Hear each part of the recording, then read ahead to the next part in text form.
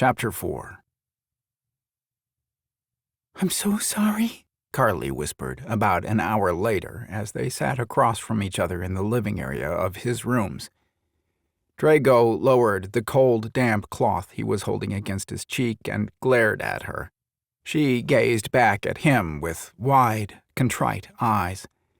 Her bottom lip was slightly rosy from biting on it. He had never lost consciousness. Instead, he had lain there, breathing deeply, and waited for the pain to subside. He had also been trying to keep as low a profile as he could from Carly. After she scared the first rodent out of the room, she had searched the rest of the room to make sure there were no other creatures lying in wait to cause him grief. All the while she had begged for his forgiveness and asked him continuously if he was okay. He wasn't sure what that word meant, but he suspected from her tone that she was asking him if he would live. He instinctively flinched when she lifted her hand to touch his face. With a loud sigh, she dropped it back to her lap, adding to his feelings of guilt. He shouldn't have growled at her. When he did, her bottom lip trembled and her eyes filled with unshed tears.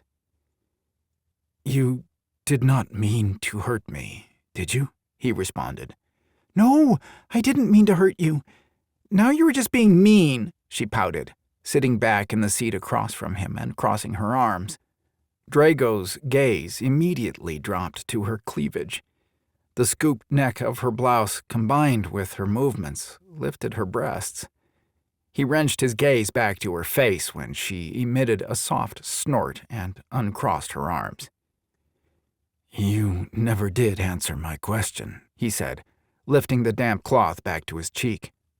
"What question?" she asked, with a confused look. "You were singing. You said it was a pirate's life for you. Are you a pirate?" Drago asked, tossing the damp cloth onto the table next to him. "Pirate?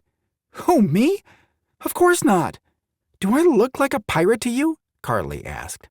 Drago studied Carly's incredulous expression.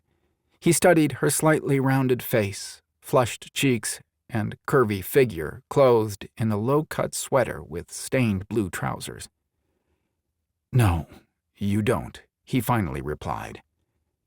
No, she looked nothing like the pirates that he remembered, and she wore no weapons, though she didn't need anything more than a broom from what he'd seen and felt. And the tears in her eyes, he couldn't help adding. The tears had struck him more sharply than any blade. Normally, Drago would be the first to argue that a woman's tears did little to move him. Tears were not something that a dragon shed. Yet, seeing them in Carly's eyes had tugged at an emotion that he was unaware he possessed. "Listen, I don't know what happened.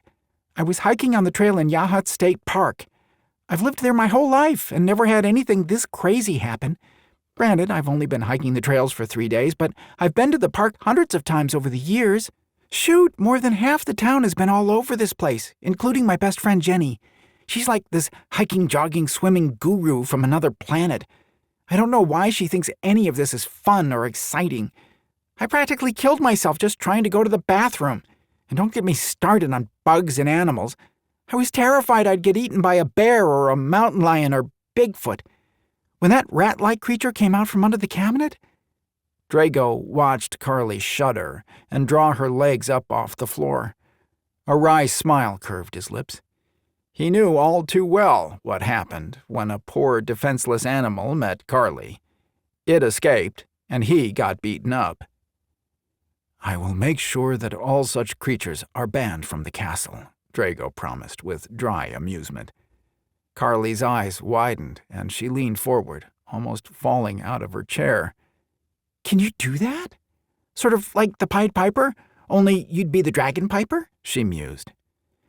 "I do not know who this Pied Piper is, but the answer to your question is yes.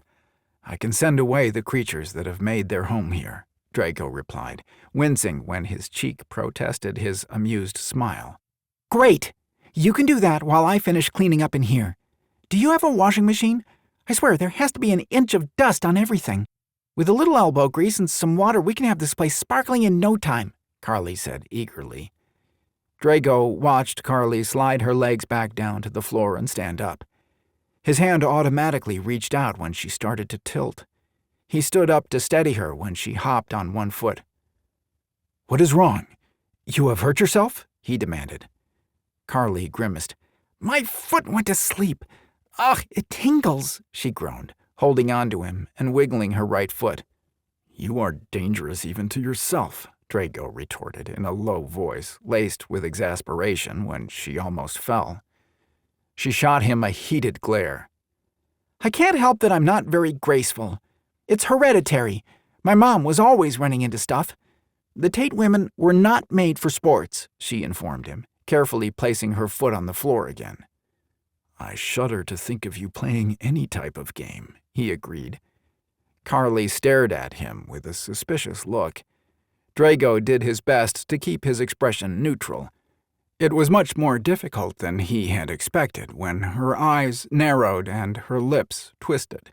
It wasn't until she glanced away that his lips twitched. He had to quickly press them together when she turned to glare at him again, as if she knew he was laughing at her. "Why don't you go make sure all the mice and bugs are out of here while I finish cleaning?" she suggested. "Are you trying to get rid of me?" Drago asked with a raised eyebrow. Carly's gaze flashed over his bruised cheek, and she nodded. "It might be safer for you," she admitted with a rueful expression. "I get kind of wild when I'm cleaning. Jenny's learned to disappear when I get on a roll. Besides, I figure cleaning is exercise. I've got to be burning calories and exercising muscles when I'm doing that, right? It will cover the last 2 miles I missed on my hike." Drago shook his head. "You are a very strange woman, Carly Tate. Do not try to escape. I have strengthened the wards and protection spells around the castle. If you try to escape, I will know," he warned. "Escape? Are you kidding? This is like—" She paused, waved her hands, and glanced around the room with wide eyes. "It is like what?" Drago asked. Carly looked up at him again. He swore he could feel the threads of their connection pulling him toward her. He shook his head, trying to stay focused on their conversation. "This is magical," she whispered, gazing up at him with huge eyes. "I don't want to wake up yet." "If it means you will stay, I hope you do not wake up either," Drago replied without thinking. "Really?" Carly excitedly asked. An exasperated sigh escaped Drago. "Yes, really," he growled, before cupping her chin and pressing a hard kiss to her lips. "I will return shortly."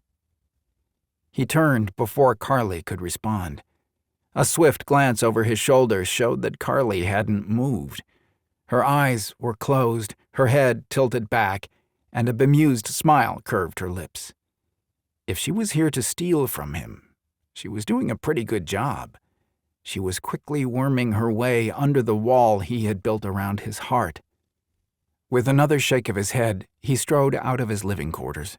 He would try his hand at a cleaning spell. Something told him it would be safer to create one than to have Carly do the cleaning. His hand lifted to his cheek. The bruise would be healed in a few hours. Thank the goddess his other pain had also subsided, he thought with a shudder. He never wanted to feel that kind of agony again. Another amused chuckle escaped him, and he shook his head. He hadn't felt this alive in centuries, and it was all due to a mesmerizing woman named Carly.